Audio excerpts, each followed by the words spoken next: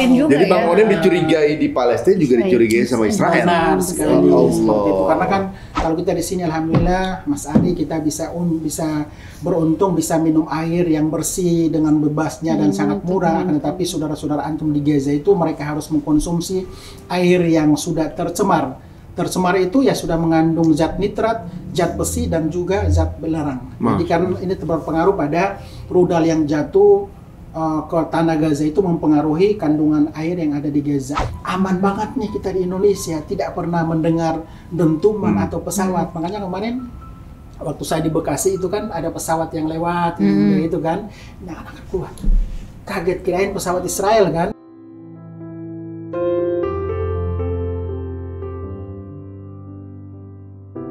Jadi di sana itu benar-benar karena situasinya kita sebagai orang tua harus jaga nih, jangan sampai kalau anak-anak main di luar rumah terjadi peperangan kita bingung kan nyari anak-anak kita seperti apa. Itu yang pertama. Yang kedua, biasanya kalau pas di sekolah terus tiba-tiba ada informasi mau perang, itu semuanya anak-anak kebingungan.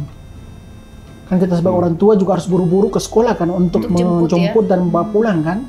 Itu sangat terbatas sekali. Jadi anak-anak Palestina itu mereka tidak ada kebebasan untuk bermain. Makanya pas kemarin Filin ke pesantrennya Oki Setina Dewi, pas ketemu dengan perempuan atau santriwati, itu langsung saya nggak mau pulang. Pengen di sana aja. Ada kedekatan Pengen nih, ya. kayak saya punya hak nih untuk bermain sama mereka.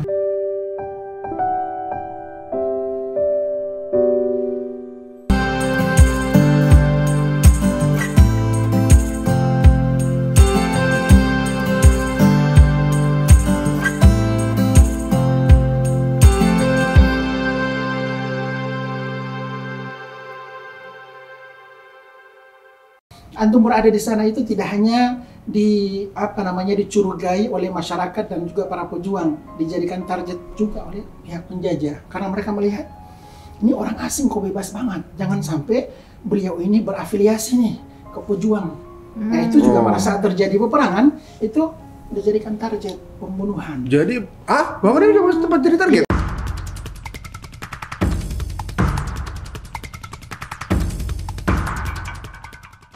Dulu kan jurnalis TV One 3-4 tahun kalau nggak salah. Jadi pada saat terjadi peperangan, jurnalis itu Diliatin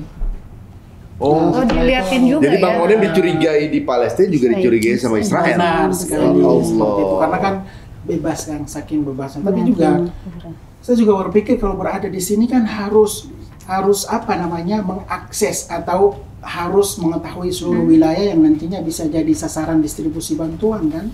Jadi alhamdulillah sih saat ini saya punya tim yang berada di Gaza Selatan juga ada, yang tadinya pada awalnya saya berada di Gaza Selatan ditangkap dulu nih oleh pejuang militer. Setelah itu mereka percaya, oh ternyata antum datang ke sini atas nama Indonesia dan untuk amanah dari masyarakat Indonesia.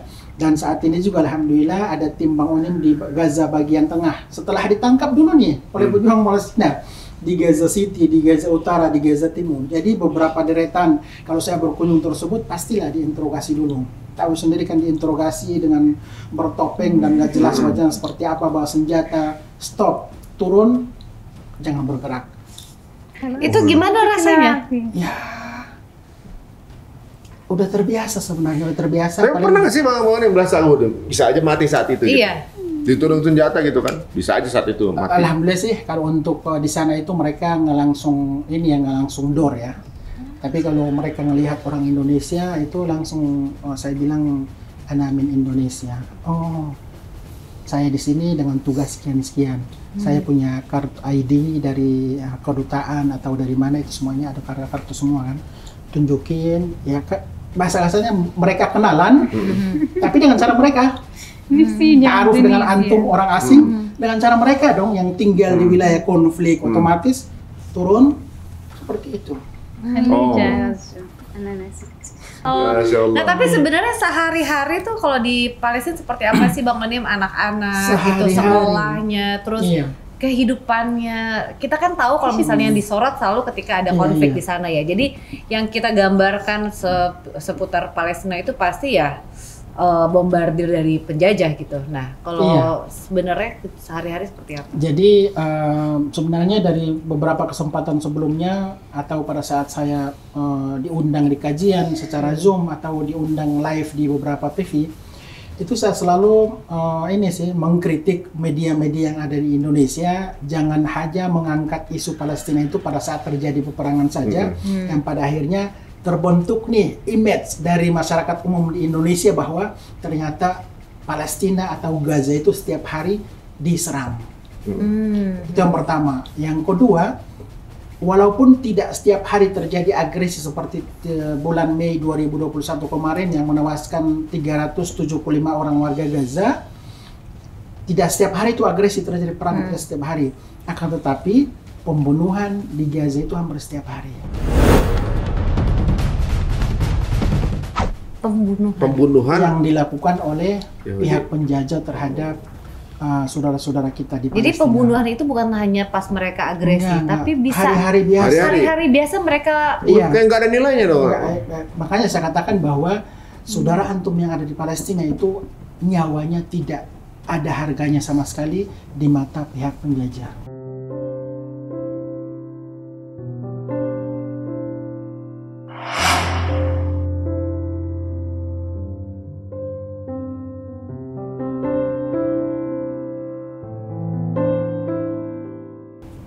Tiap hari dibunuh. Jadi pelanggaran hak asasi manusia terbesar di dunia itu adanya di jalur Gaza, dan jalur Gaza pun nama lainnya adalah penjara terbesar di dunia. Kenapa penjara? Begitu antum masuk di Gaza, keluarnya sulit. Begitu antum masuk di dalam, itu akan disorot oleh pesawat pos pengintai atau sniper di seluruh perbatasan Gaza dan Israel. Di laut pun sudah dijaga oleh angkatan laut. Nah itu mereka setiap hari ditembak oleh pihak penjajah tersebut. Jadi situasi sehari-hari kalau tidak terjadi peperangan biasa. Akan tetapi memang seperti yang saya katakan tadi, biasa dengan Indonesia, biasa dengan Palestina kan beda. Kalau kami di sana biasa itu ya krisis makanan, krisis listrik. Dalam satu hari itu listrik di Gaza itu hanya 4 jam, 4 saat kahraba fi Gaza. Setiap hari? Iya, setiap hari, dan itu pun tidak jelas kan listrik. Air minum, kalau kita di sini alhamdulillah Mas Adi kita bisa beruntung bisa minum air yang bersih dengan bebasnya dan sangat murah. Tetapi saudara-saudara antum di Gaza itu mereka harus mengkonsumsi air yang sudah tercemar.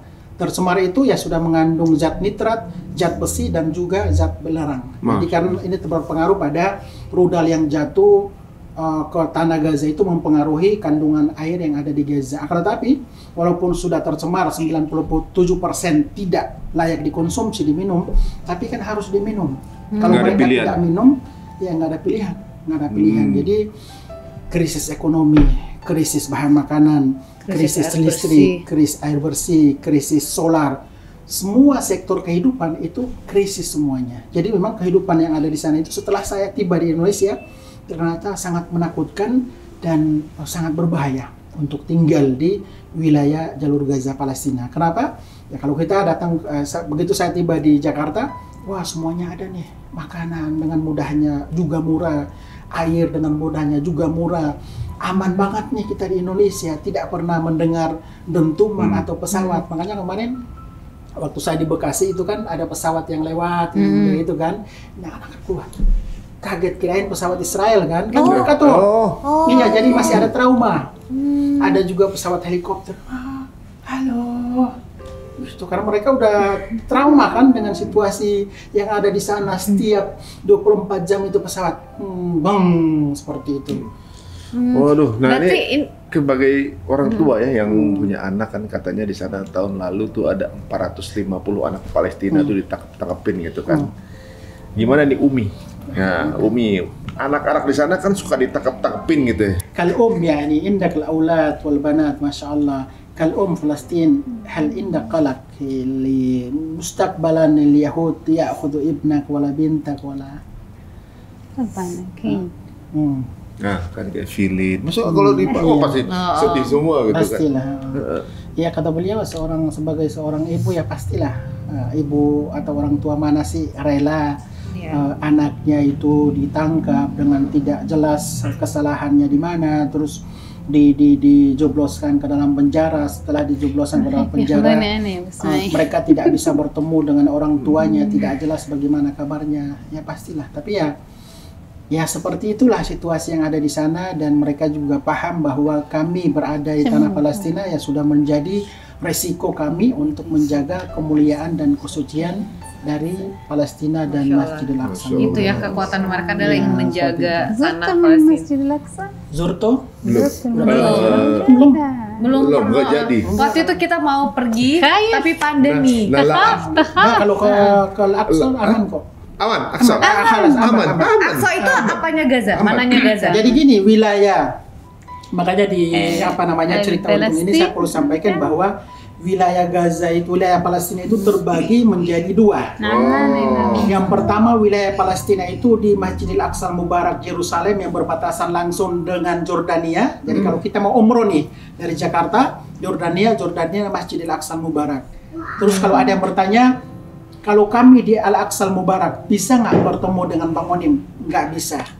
Karena saya berada di utaranya barat. Karena kita Gaza itu berada di utaranya barat Palestina yang berbatasan langsung dengan Mesir. Yang di antara Yerusalem, Masjidil Aqsa, di tengah-tengahnya itu sudah dijaga pos-pos keamanan milik Israel. Jadi otomatis kalau kami dari Gaza mau ke Al-Aqsa itu harus keluar dari Mesir dulu, dari Mesir terus terbang lewat pesawat Jordania baru masuk ke Masjidil Aqsa. Iya, malah mutar. Padahal kalau dari Gaza ke Yerusalem itu hanya 75 km dan itu 41 jam ya, 75 km, dekat banget kan? Tapi kan akses 75 kilo, 2 jam paling. Kurang dari 2 jam. 2 jam lah. 1 jam lah. 40 menit lah. Dekat banget kan? Tapi ya karena situasi seperti itu butuh waktu 3 hari untuk keliling.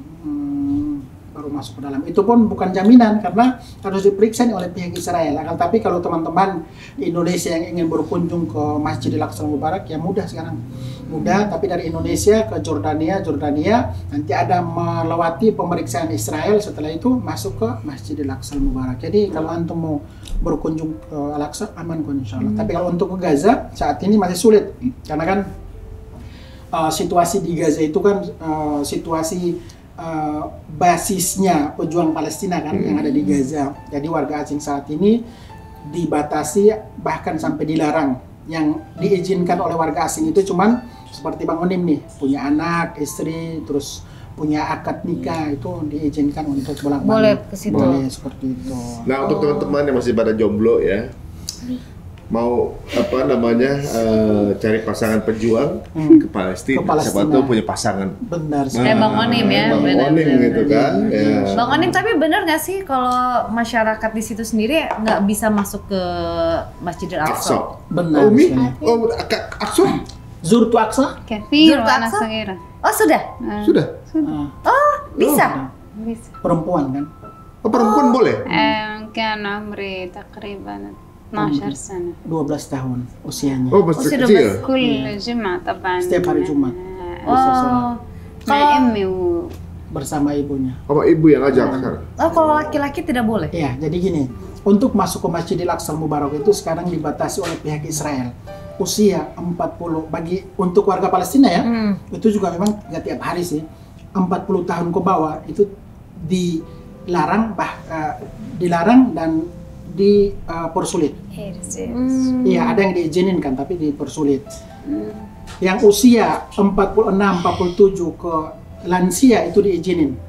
Oh, yang itu udah karena senior. salah satu penyebabnya adalah waktu pada saat intifada atau perlawanan pertama pada saat Ariel Sharon, presiden Israel penjajah itu datang ke Masjidil Aqsa Mubarak dengan pasukannya. Nah, sudah ditunggu nih oleh pemuda Palestina yang ada di Masjidil Aqsa Mubarak. Usia pemuda tersebut yang menunggu presidennya itu usianya di bawah 46 ke bawah. Mereka melakukan perlawanan. Oh, itulah kenapa jadinya tidak. Dan sampai dengan saat ini masih dibatasi. Itu untuk laki-laki, untuk perempuan diizinkan tapi kadang dipersulit. Kalau anak-anak udah pernah ke sana? Belum pernah. Belum ya?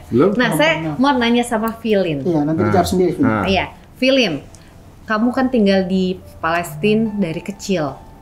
Perasaan kamu gimana sih? Takut? Ada rasa takut? Atau biasa? Atau ya udah? Biasa. Ada ketika melihat ada konflik pas waktu perang gitu, kamu takut nggak? Takut sedikit. Takut sedikit. Kalau lagi takut kamu ngapain? Biasanya kalau lagi perang, kamu apa kamu ngumpet di bawah kasur atau selimut gitu-gitu? Enggak. Jadi apa yang kamu lakuin kalau lagi perang? Doa, Masya Allah. Doa, emang bener. Jawabannya next level ya buat kita ya. Masya Allah. Masya Allah. Jadi memang pada saat terjadi peperangan itu, Mas Adi, pada saat terjadi peperangan, kalau kita di Indonesia gempa, mungkin kita masih bisa nyelamatin diri ke masuk ini ya, meja atau apa? Iya, ke lemari. Tapi kalau kami di sana itu, yang pertama dalam satu rumah. Contohnya saya nih, satu rumah, saya sama Filin, sama istri saya itu di sudut sana. Saya di sudut sini dengan alasan kalau di sana yang meninggal, di sini masih hidup. Oh. Kalau di sini meninggal, di sana masih hidup. Contohnya rudal jatuhnya di sana, berarti di sana meninggal, di sini masih hidup. Kalau contohnya kami berkumpul semua di sana di sudut, rudal jatuh, selesai semua kan. Jadi salah satu cara kami itu yang pertama. Yang kedua, kalaupun kami berkumpul itu kami berada di bawah tangga. Di bawah tangga itu kan salah satu alasannya material untuk membangun tangga ke lantai atas itu kan lebih butuh material banyak kan, kokoh, terus besi, terus semennya paling banyak di situ. Pada saat rumah kita hancur, udah nih hancur semua, kita masih berada di bawah tangga tersebut dan akan diselamatkan 10 hari kemudian. 10 hari kemudian 10 hari itu kemudian. juga lumayan lama itu Bang Onim. juga banyak Kalau yang tahan meninggal makan, kan kalau seperti itu. Nah, itu sih salah satu yang paling pada saat terjadi peperangan ya kami kumpul yang mendekat keluarga, off semua komunikasi, ya sudah kita tawakal. Rudal jatuh nggak di sini, rudal jatuh nggak di sini. Nggak pernah tahu gitu ya rudal itu turun akan di mana. Nggak tahu. Dan pada saat terjadi peperangan kayaknya selesai di sini, ya udah istighfar terus seperti itu sih. Ini afwan nih Bang Onim. Ada nggak orang terdekat yang mungkin sudah menjadi korban dari peperangan itu sendiri? Dari Umi atau dari Umi atau? Ada kemarin karena fil harb indana aila tuwafa kaman sa fil harb. Ada. قريب مني يعني عيلة كاملة قصفت وين؟ Nah itu dari في الشاطئ iya. بتاعت القوة. Yang pertama tetangga kami. Tetangga dekat. Iya, bukan dari keluarga ya, Iya, tetangga yang hanya tetangga. berapa rumah. Rata tanah. Rudalnya ke situ. Iya, rudal situ tuh rata tanah, ada anak-anak 6 orang situ. Itu semuanya selesai. Yang pertama, yang kedua, tetangganya dia di depan seberang, kalau sini seberang sana tuh. Rata semuanya selesai. بنك الإنتاج كمان. Iya, terus di apa namanya? Ada satu Wahid Syahid Muhammad Yakub sah. محمد يعقوب. Iya, ada satu keluarga Sulaiman. dekat kami pada saat terjadi زوج peperangan meninggal. أختي وبن خالتي. Iya, meninggal biasa sih sebenarnya. أيوه. Jadi pada saat Jadi terjadi peperangan nih. Udah ngeliat di meninggal depan tuh. di depan mata sendiri ya. Iya, jadi pada saat terjadi mungkin 1 hari sebelumnya kita masih ngobrol terjadi peperangan, dapat kabar ada SMS ini meninggal innalillahi, ini meninggal innalillahi, ini dan kita nggak bisa keluar. Pada saat kita mendapat SMS atau berita kayak gitu, kita nggak bisa keluar untuk mengantar ke jenazah tersebut. Karena dalam keadaan konflik ya. Kondisi. Bang Onim kan secara keluarga negaraan masih warga negara Indonesia. Di sana tahu bahwa ada konflik dan Bang Onim kan punya keluarga, punya istri, punya anak. Mungkin nggak sih ada kepikiran gitu untuk ya udah bawa keluarga untuk kembali di Indonesia karena mungkin di Indonesia bisa dibilang lebih aman gitu.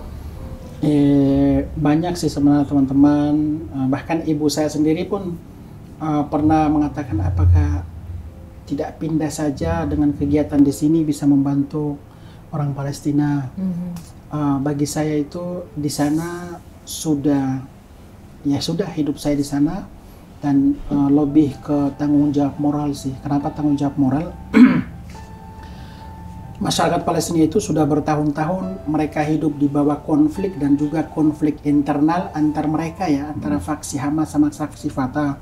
Dan para pejabat yang ada di sana itu sudah tidak dipercaya lagi oleh masyarakat Palestina. Dengan adanya sosok Bang Onim yang tidak berafiliasi ke politik atau faksi yang ada di sana, itu mereka akan haus dengan sosok bahwa ini loh ada orang asing yang rela datang ke tempat pengungsian, yang rela buka puasa bersama dengan kaum duafa di dalam gubuk, yang rela mengunjungi anak yatim, yang rela mengunjungi para petani dan juga para nelayan. Itu yang mereka haus untuk masyarakat Palestina saat ini.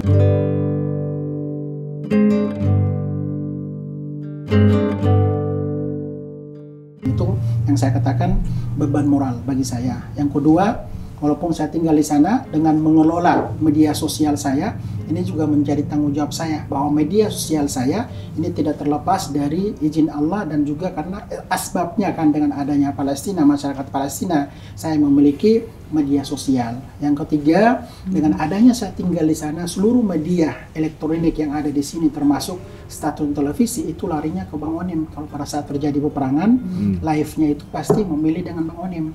Yang keempat, pemerintah Indonesia kalau mencari informasi tentang Palestina ke siapa lagi kalau bukan ke Bang Onim. Para donatur nih, mereka sangat senang dan kepercayaan sangat luar biasa untuk mendistribusikan bantuan ke Palestina kalau bukan ke Bang Onim, karena tinggal di sana ke Bang Onim. Termasuk juga ini tidak terlepas tentang isu Palestina. Bagi saya Muslim, alhamdulillah, isu Palestina isu akidah saya. Yang kedua isu kemanusiaan. Yang ketiga ini menjadi hutang budi Indonesia untuk Palestina. Jadi lebih cenderung ke beban moral. Nanti kalau Bang Onim sudah pindah di Indonesia, otomatis auranya akan beda. Otomatis update informasi kan berbeda kan. Kalau saya berada di sini, update informasi berbeda dengan saya berada di Palestina dan selalu update informasi. Jadi seperti itu sih. Jadi ya Bismillah aja sih. Bismillah aja. Jalan terus. Nanti Allah sendiri yang akan menghentikan, mengarahkan dan menghentikan. Jadi ibaratnya sesuatu yang seserem apapun, semenakutkan apapun itu kan kalah kalau ada cinta di sana. Benar. Nah, Bang Onim di sana mencintai tanah Syam, mencintai Palestina. Ada cintanya di sana. Ada cintanya di sana. Di sini. Ada Filin, alhamdulillah. Itulah makanya saya katakan bahwa rezeki sudah diatur oleh Allah. Yang walaupun Palestina tidak ada masa depan, tidak ada pekerjaan, pengangguran bertambah, krisis, rezeki sudah diatur oleh Allah. Yang kedua, rezeki kan bukan hanya uang kan, ini rezeki ini. Selama berada di sini, di tempat saya ditemani untuk berdakwah kemana-mana, itu rezeki. Yang ketiga, alhamdulillah ya rezeki jodoh oleh Allah. Ini kan seperti itu rezeki. Bang Onim dari Halmahera tiba-tiba punya gak adanya punya istri orang Palestina gitu kan, nggak pernah. Siapa yang bisa kebayang orang Halmahera yang tinggal jauh terus di pedesaan bisa menikah dan menjadi mata dan telinganya masyarakat Indonesia. Itu kan sudah menjadi rencana Allah. Jadi rencana Allah ini harus saya jaga dan harus saya pertahankan. Itu waktu kita ngobrol kemarin, waktu sama Onim dulu kemarin tuh, orang yang di kolom komen tuh bagaimana caranya punya jodoh orang Palestina, punya apa Sauja, punya Sauja Palestina, gitu kan, pada nanya gitu kan. Banyak yang nanya, seperti itu. Itu jawabannya kan pada nanya, jawab sekarang, Onim. Iya. Ada jawab sekarang. Mungkin Umi mau jawab juga. Iya. Kalau mau punya istri orang Palestina, kamu harus gimana? Coba sekarang. آخر فيديو كان في اللي أخونا أنتم آخر فيديو في اليوتيوب تبعه اللي كثير من أسئلة الشباب في إندونيسيا كيف ممكن إذا أنا مثلا أو إذا شباب أخرى يريد أن يتجوز مع فتاة فلسطين عندك الشروط apa syaratnya هل توان فلوس أو اللي اسمه الحماسة atau apa semangatnya. Jadi pakai bahasa Arab aja ya. Jadi banyak yang ngontakannya di YouTube. Indonesia di Arab-Arabin Pak. Kepingin punya istri orang Filistin. Wanita Filistin suka lelaki yang seperti apa? كيف ممكن؟ كيف ممكن؟ هو يعني مش كل فتاة يعني تقدر تقاوم مثل يعني مو كل فتاة يعني تقبل انها تتزوج اندونيسي يعني. فهذه بترجع لطبيعة الأهل، طبيعة البيئة اللي عايشاها الفتاة. صحيح. ممكن يعني والشروط طبعا يعني المهر عندنا احنا يعني تقريبا في العادات التقاليد يقرر حسب الأهل. Iya, jadi sudah kebaca bahwa tidak semua perempuan Palestina itu menerima menikah dengan orang asing. Penyebabnya satu tadi, mereka tidak ingin mengurangi generasi menjaga tanah Palestina. Yang kedua, biaya hidup di Indonesia berbeda dengan biaya hidup di Palestina. Yang mana kita hidup di Palestina di bawah garis kemiskinan, bagaimana caranya kita survive untuk menafkahi anak istri.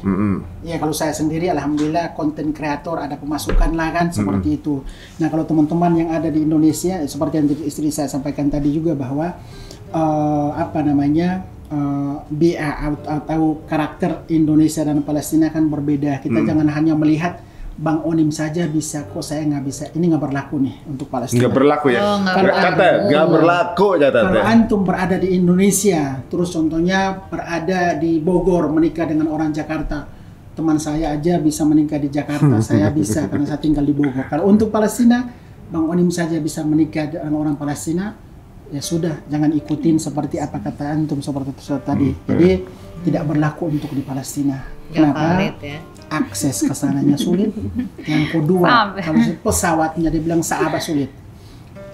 Pesawatnya, tiketnya ke sananya, antum berangkat ke sana itu harus mengurut perizinan dari pemerintah, dari kedutaan. Ini kan sudah ngehabisin puluhan juta nih. Selesai kan kita bicara dari segi cuannya, materinya ya. Antum berada di sana belum tentu langsung diterima. Apalagi baru kenalan di Facebook. Anak uhibbuki Facebook, begitu datang ke sana antum bingung. Wah, antum sendiri yang cabut untuk pulang. Begitu antum sampai di sana, mental ya. Iya, terus kan biaya hidup di sana itu biaya hidup di sana 8 juta rupiah, 10 juta rupiah, antum masih hidup di bawah garis kemiskinan. Hah? Iya. Besar ini المعيشة في غزة غالية. صعب جدا. صعب جدا. صعب جدا. غالي يعني محل. غالي apa? غالي mahal. غالي جدا. Biaya hidup untuk saya nih anak istri. Saya Bang Onim terus punya 3 anak. Itu income-nya itu 15 juta masih ngos-ngosan. 20 juta belum bisa nabung. Sebulan? 30 juta paling nabung 1 juta. Oh, untuk biaya hidup di situ gede banget. Sebulan itu? Iya, sebulan.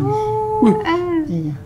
Tentunya kita juga tidak bisa membedakan antara biaya hidup Bang Onim dengan warga yang ada di sana ya. Kalau Bang Onim sendiri kan harus selalu berada di lapangan kan, transportasi terus sana sini. Tapi kalau untuk warga yang ada di sana, itu seperti yang saya katakan tadi, 6 juta, 8 juta masih hidup di bawah garis kemiskinan. Karena hidup di Palestina atau di Gaza itu seperti hidup di Israel. Ngikutin gaya hidup Israel, biaya hidup Israel. Jadi ngikut itu. Semua gara-gara Wahyudi. Ya Allah. العملة تبعتنا عملة إسرائيل. Dan kalau kemarin kan ada isu kok kita transfer ke sana tapi pakai mata uang Israel ya. Ya iyalah, kami makan dari Israel, minum dari Israel, baju dari Israel, karena hidup di bawah penjajahan Israel. Mata uang dari Israel. Indak fulus Israel wujud. Oh no. Tapi kalau mata uang Palestina tuh ada nggak? Dulu ada dari tahun 1978 masih ada namanya pound Palestina. Setelah mereka terjajah semuanya tidak berlaku dan berlaku mata uang Israel namanya shekel atau New Israel shekel.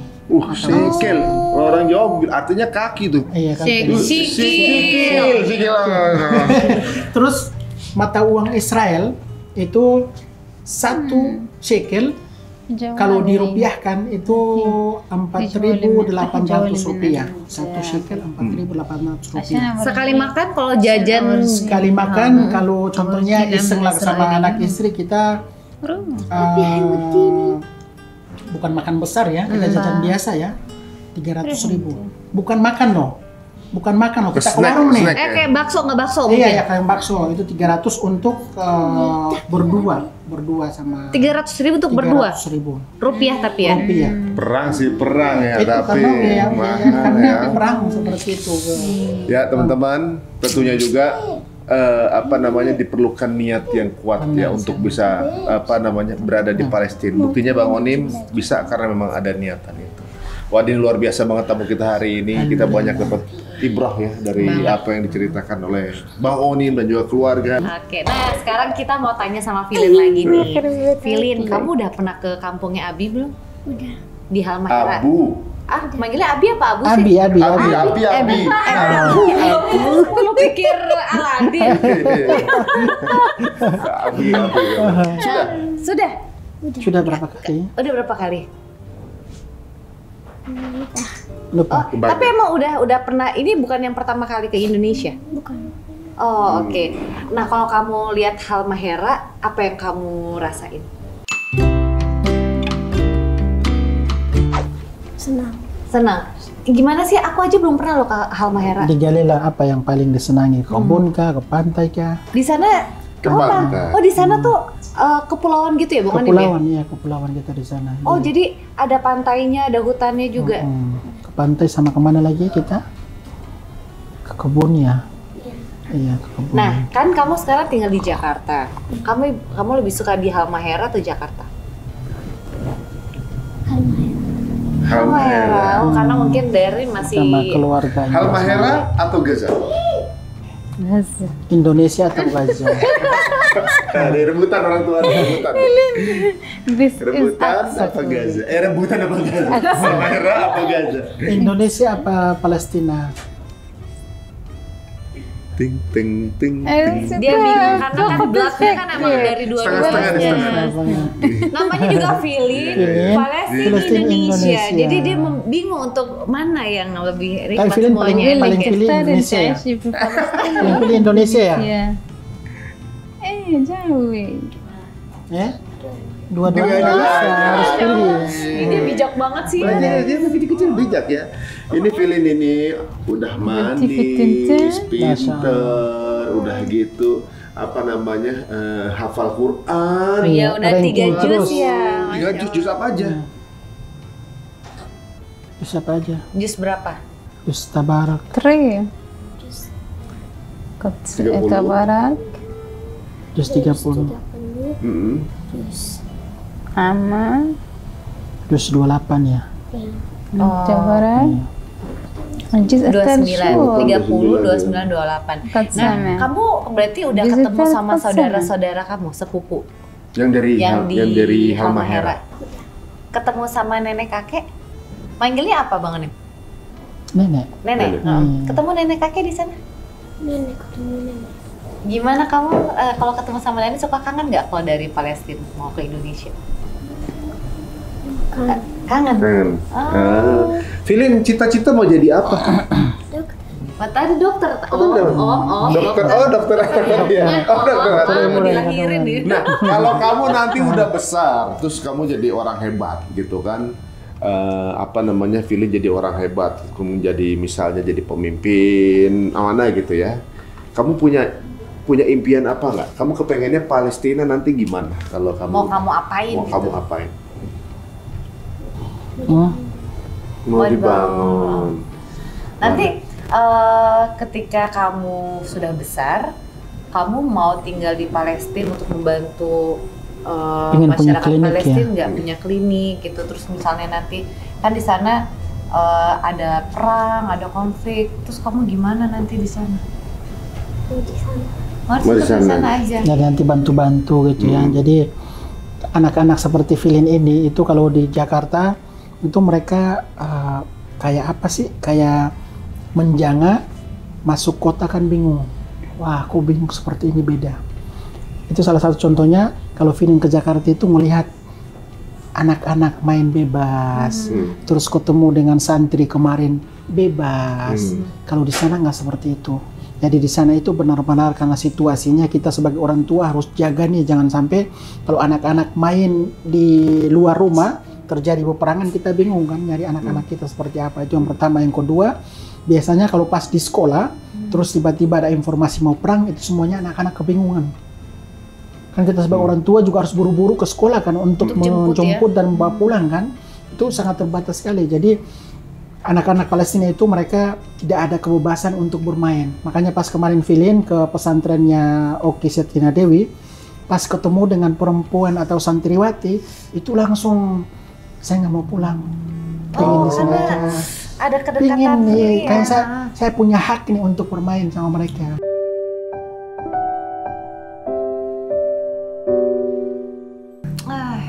Di sana itu di sana nggak punya hak untuk bermain. Dan ya sudah, kemarin Firin sempat nangis, saya tidak mau pulang, saya di sini aja. Iya, karena memang di umurnya kan di umurnya pengen bermain sama teman-teman sebayanya, pengen ngedapetin pendidikan yang layak. Kayak Nusantara sama Bahari itu. Sama di sana juga mereka nggak punya hak atau ruang untuk bermain. Kalau kita di sini kan, yuk kita ke pantai yuk, di sana nggak. Walaupun ke pantai kita nggak bebas lah. Takutnya pas sudah sampai di pantai terus tiba-tiba terjadi peperangan, karena kan banyak kejadian anak-anak sudah ke pantai tiba-tiba terjadi peperangan, meninggal semuanya di pantai karena ada rudal.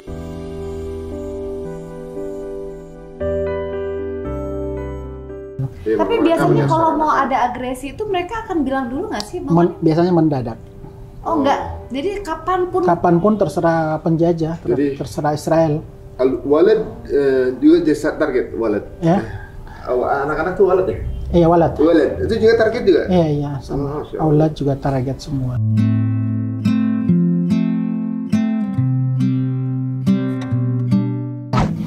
Dan tentunya orang Indonesia melihat isu Palestina itu bukan emosional saja, bukan dalam momen tertentu saja atau dalam peperangan saja, akan tetapi melihat isu Palestina itu adalah isu yang menjadi tanggung jawab kita semua, yang mana ini kewajiban kita, yang mana di sana itu adalah Aqsa dan Palestina, dan kita harus senantiasa memberikan doa dan dukungan bagi saudara-saudara kita di Palestina. Dan bisa dikatakan sampai dengan saat ini dukungan dari Indonesia masih berlanjut sampai kapanpun, dan tentunya saya sendiri yang melihat langsung bagaimana walaupun terjadi krisis Ukraina dan Rusia, walaupun berkurang tapi tidak lama muncul lagi dukungan lagi.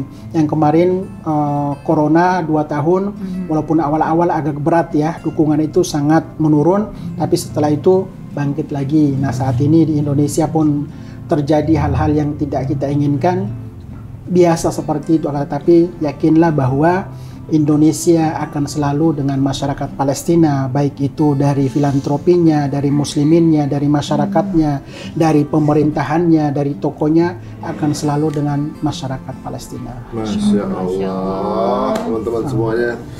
Berarti memang kita perjuangkan saudara kita ini sebelum pada papanya sih dibanding apa yang saudara kita perjuangkan di sana untuk pertahankan tanah Syam ya. Apalagi di akhir zaman nanti dia juga menjadi tanah akhir. Tanah gitu. Akhir. Jadi perlu saya tambahkan, Palestina ini nantinya seluruh makhluk di dunia dihidupkan dan dimatikan itu ada di Palestina, adalah di Palestina.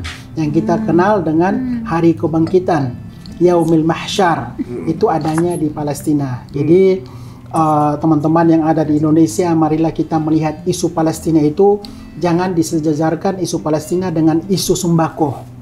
Jangan disejajarkan isu Palestina dengan isu dukungan kita 50.000, itu tidak seperti itu, akan tapi jadikanlah isu Palestina itu sesuatu yang wow banget, yang ada di dalam hati dan sanubari kita, kecintaan kita, bahwa kita melihat isu Palestina ini adalah tanggung jawab kita. Isu Palestina ini adalah sesuatu yang sangat mulia, yang sangat penting dalam hidup kita di dunia. Jadi mungkin saya garis bawahi bahwa kita yang membutuhkan Palestina, bukan Palestina yang membutuhkan kita. Masya Allah.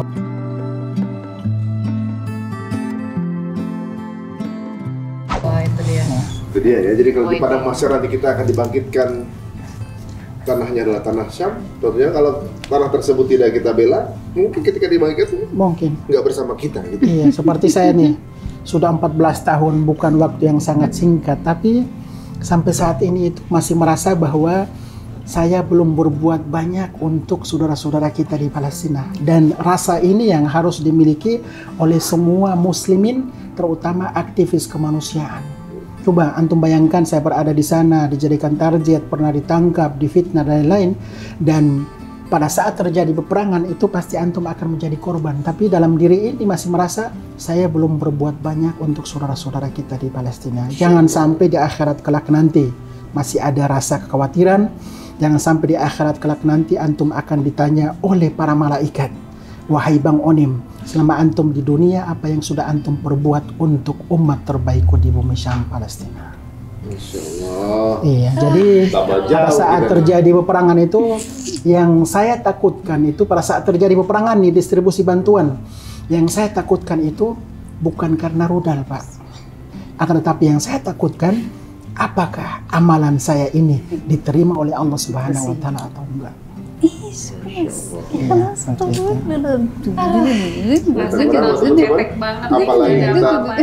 Apalagi kita yang jauh banget nih, Masya Allah. Mau Onim, terima kasih, waktunya sangat luar biasa bertandang ke Indonesia, dan ini kayaknya juga belum cukup sepertinya ya, karena banyak sekali pasti kisah yang belum terungkap di sini.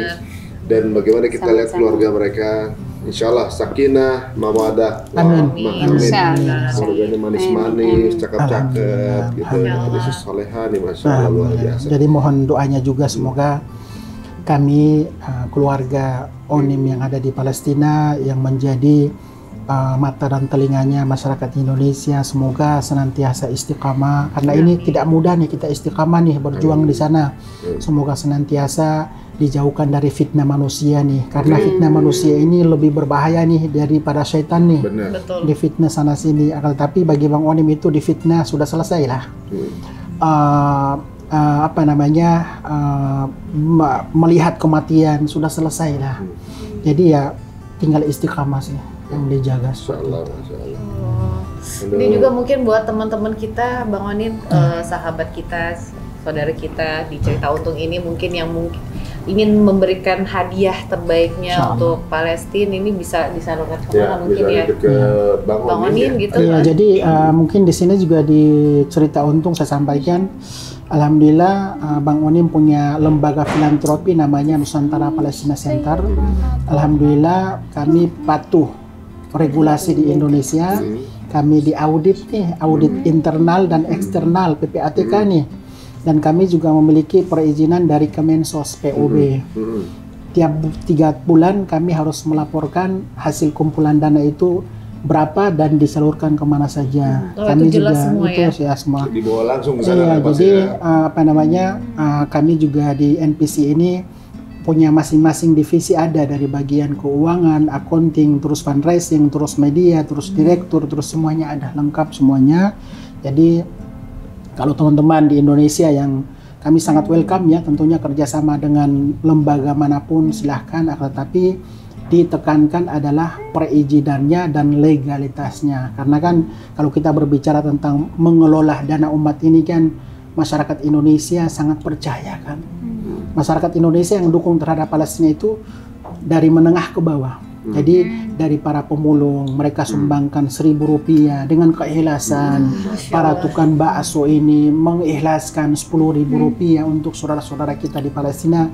Semangat mereka ini dan keikhlasan mereka ini yang harus kita jaga dan kita kawal. Dan alhamdulillah di sana Bang Onim yang didonasikan ke NPC Nusantara Palestina Center, itu uangnya ditransfer dari NPC bukan ke Bang Onim, tapi dari NPC ke rekening lembaga filantropi yang legalnya dari pemerintah Palestina. Jadi dari lembaga ke lembaga, Bang Onim tinggal menata bantuan ini ke Gaza Utara, ke Gaza Tengah, ke Gaza Selatan. Itulah salah satu keuntungannya Bang Onim di sana. Jadi tidak fokus ke satu wilayah saja. Kalau satu wilayah kan jadinya tumpang tindih kan bantuan. Jadi ke Gaza Tengah, ke Gaza Utara, supaya bantuan dari Indonesia itu merata seperti itu. Jadi sekali lagi bagi teman-teman yang konsen di bidang filantropi, kita kedepankan regulasi yang berlaku di Indonesia, kita ikuti. Makanya saya sampaikan tadi, kalau Bang Onim konsen ke bidang kemanusiaan dan filantropi, basa-basa sekalian di kemanusiaan. Tidak usah bersinggungan dengan politik atau golongan tertentu. Jadi sistemnya itu Bang Onim di sana dikontak oleh teman-teman Muhammadiyah, oleh teman-teman NU, terus dikontak oleh seluruh elemen bangsa. Sistemnya itu motivasi dan juga merangkul untuk senantiasa memberikan dukungan bagi saudara-saudara kita yang ada di Palestina. Masya Allah. Sahih tuh ya. Semoga selalu aman, istiqomah ya, Masya Allah. Ya, dan yang pasti juga kalau teman-teman merasa ingin tahu detailnya, kita akan tulis di description ya, atau juga mungkin langsung aja subscribe YouTube-nya Bang Onim. Ada banyak nih. Abdillah Onim Daily. Bang Onim Channel. Bang Onim TV, Filin Onim Daily baru 20.000. Berapa? 20.000. 20.000. Nanti kita subscribe ya. Filin juga subscriber cerita untuk. Kita tonton juga, Masya Allah. Satu lagi apa nih? Satu lagi udah itu aja sih. Terima kasih. Umi, Filin, Bang Onim. Sama-sama. Terima kasih. Bahari. Masya Allah, senang banget ini suatu keberuntungan juga buat kita. Bang Onim dan juga keluarga bisa main-main ke studio kita. Dan buat teman-teman semua, terima kasih juga udah menyaksikan. Banyak sekali cerita yang sangat menginspirasi di obrolan kita hari ini. Dan apabila memang ini bermanfaat untuk banyak orang, silahkan share aja video ini ke teman-teman kalian semua. Ya. Sampai ketemu lagi di Cerita Utuh. Assalamualaikum warahmatullahi wabarakatuh.